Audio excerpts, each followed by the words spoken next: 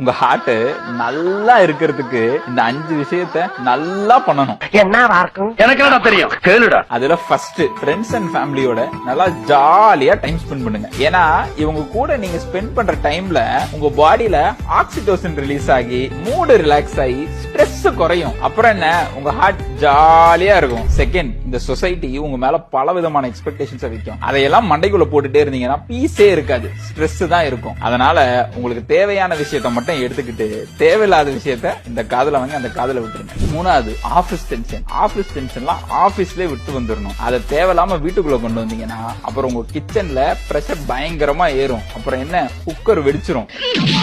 புரியும்னு நினைக்கிறேன், அதனால வேணாம்பா. Fourth, self satisfaction. என்கிட்ட இது இல்ல அது இல்லன்னு சொல்லி கவலைப்படுறதை விட்டுட்டு be happy with what you have man. லாஸ்டா டெய்லி 30 மினிட்ஸ் குதி, ஓடு, நட, ஏதாச்சும் ஒரு பிசிக்கல் ஆக்டிவிட்டி பண்ணு. அப்பதான் உங்க ஹார்ட் ஹாப்பியா இருக்கும். சோ போய் பண்ணுங்க.